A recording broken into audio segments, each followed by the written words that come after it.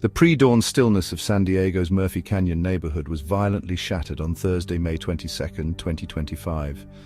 Just before the clock struck 4 a.m., a time when most residents were asleep, a catastrophic event unfolded. A Cessna 550 private jet, descending through the darkened sky, met its tragic end.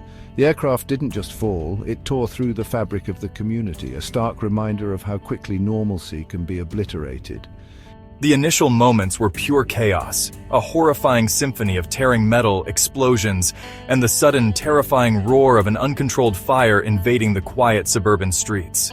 This was not a distant news report. It was a disaster unfolding on our doorsteps. The impact was devastating and widespread. The jet, investigators would later piece together, struck a power line, a critical event in the sequence of its final, fatal moments. It then slammed into a home before careening into the middle of Salmon Street. The force of the crash ruptured the aircraft, igniting a torrent of jet fuel. This burning river flowed down the street, engulfing parked cars on both sides in an inferno. The scene resembled a war zone more than a residential area, with flames leaping high into the night sky, casting an eerie, flickering glow on the faces of the first bewildered onlookers. The air filled with the acrid smell of burning fuel and materials. For the residents, the experience was a sudden, brutal awakening. Aria Waterworth, jolted from her sleep by what she described as a whooshing sound, looked outside to witness a giant fireball erupting where her peaceful street had been moments before. Her family's cars were among those damaged, their yard littered with unrecognizable plane parts and miscellaneous debris.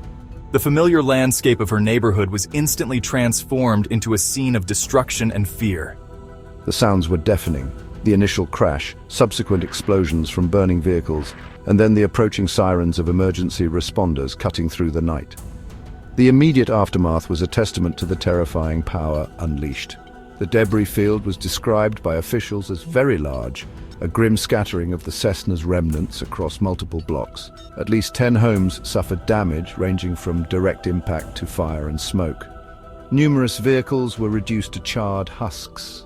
The area was quickly cordoned off by authorities, a necessary step to preserve evidence and ensure public safety amidst the still smoldering wreckage. The scale of the incident was immediately apparent. This was not a minor accident, but a significant aviation disaster requiring a massive response and a painstaking investigation to understand how such a calamity could occur.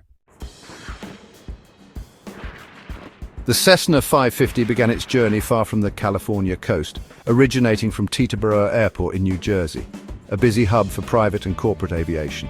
It made a planned stop in Wichita, Kansas to refuel, a common procedure for cross-country flights. The final leg was intended to conclude at Montgomery Gibbs Executive Airport in San Diego. This airport, often referred to as Montgomery Field, serves general aviation and is a familiar destination for private jets. However, as the aircraft approached its destination in the early morning hours, something went terribly wrong, turning a routine flight into a national tragedy. The crew was in the process of preparing for landing, a phase of flight that, while routine, always demands precision and heightened awareness. On board the jet were 6 individuals. The National Transportation Safety Board, NTSB, stated early on that they did not believe there were any survivors, a grim assessment that cast a pall over the unfolding situation. Among the passengers was Dave Shapiro, a prominent figure in the music industry and co-founder of the Sound Talent Group. Federal Aviation Administration, FAA records indicated that Shapiro was a registered pilot, a flight instructor, and a ground instructor. It remained unclear in the initial aftermath whether he was at the controls of the aircraft at the time of the crash.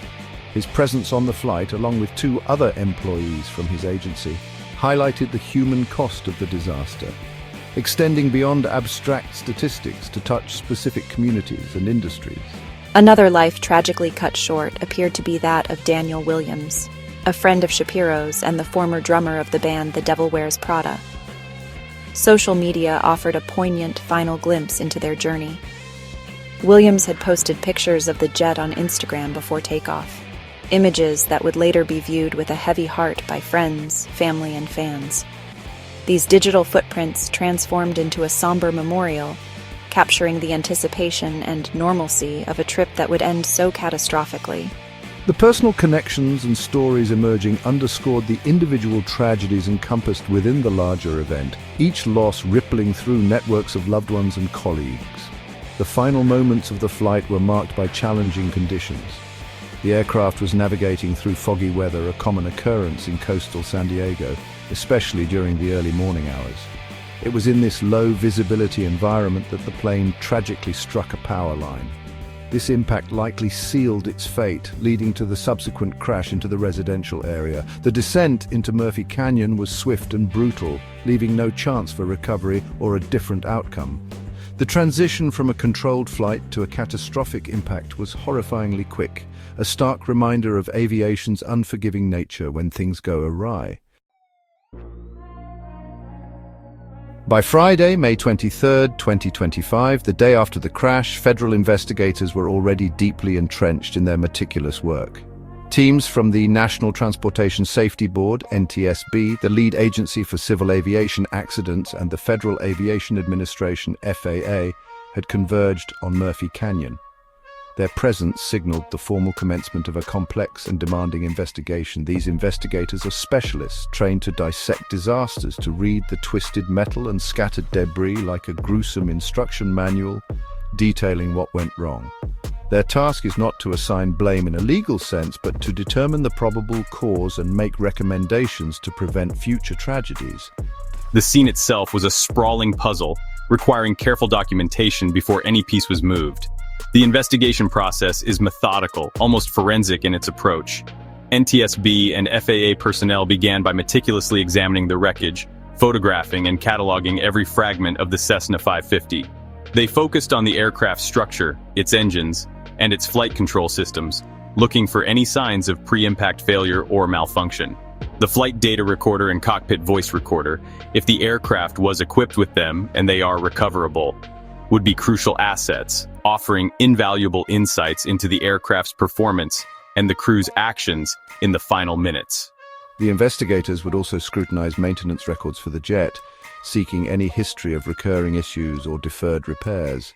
Several critical factors were immediately under the investigators' microscope. The foggy weather conditions at the time of the crash were a significant point of interest. They would analyze weather reports and any available pilot-to-tower communications regarding visibility. Furthermore, reports emerged that a weather observation system at Montgomery Gibbs Executive Airport had stopped working a few days prior to the incident. While the airport control tower was unmanned at 4 a.m., which officials stated was not unusual for that time, the combination of fog and a potentially faulty weather system would undoubtedly be a key area of inquiry for the investigative team. Pilot experience and decision-making in these conditions would also be thoroughly reviewed. The challenges for the NTSB and FAA are immense. Piecing together the sequence of events from the mangled remains of an aircraft and the accounts of traumatized witnesses requires patience, expertise, and an unwavering commitment to uncovering the truth. The debris field itself, spread over several blocks and impacting multiple homes, complicates the recovery and analysis of evidence. Investigators must differentiate between damage caused by the crash sequence and any pre-existing conditions on the aircraft. The emotional weight of the tragedy also hangs over their work, as they are acutely aware that their findings will be crucial for the families of the victims and a community seeking answers and reassurance. The Murphy Canyon community, largely composed of military housing, displayed remarkable resilience and solidarity in the face of unimaginable horror. Before the first emergency responders could even navigate the chaotic scene, residents were helping each other. Navy service member Gilbert Gonzalez captured footage of neighbors assisting one another to evacuate, a testament to the instinct to protect and support in times of crisis. Jasmine, another resident, recounted using a ladder to help a neighbor escape over a fence, a simple act of bravery amidst the unfolding disaster. These individual acts of courage painted a picture of a community pulling together when confronted with sudden, life-threatening danger. The impact on the ground, while miraculously not resulting in fatalities among residents, was still significant. 8 people suffered minor injuries, mostly from smoke inhalation as they fled their homes. Around 100 residents were evacuated, finding temporary shelter at Miller Elementary School, which swiftly transformed into an evacuation center. The psychological toll on those who witnessed the crash whose homes were damaged or who lost their sense of security, is immeasurable. David Nero's Ring camera captured a chilling ball of fire from the impact, a visual sear mark on the neighborhood's collective memory. The sight of scorched vehicles, a plane wing lying on the side of the road, and fragments of the aircraft scattered under a power line were stark, tangible reminders of their shared trauma. This tragic event inevitably raises broader questions about aviation safety protocols. The circumstances surrounding the crash, particularly the foggy weather and the reported issues with the airport's weather observation system, will prompt scrutiny. Investigators will examine whether existing regulations and procedures for approaching Montgomery-Gibbs Executive Airport in low visibility conditions are adequate. The fact that the control tower was unmanned, though reportedly normal for that hour, might also be reviewed in the context of such challenging weather. Ensuring that pilots have the most accurate and up-to-date meteorological information is paramount for safe flight operations, especially during critical landing phases. The investigation's path forward will be deliberate. A preliminary report from the NTSB is expected within several weeks, offering an initial overview of the facts gathered. However, the full investigation, culminating in a final report detailing the probable cause and any contributing factors, will likely take a year or more to complete. These comprehensive reports often include safety recommendations aimed at preventing similar accidents. For the community of Murphy Canyon and for the wider aviation world, the ultimate hope is that the lessons learned from this devastating crash will lead to enhanced safety measures, ensuring that such a catastrophe does not happen again and that the skies above our homes remain safe.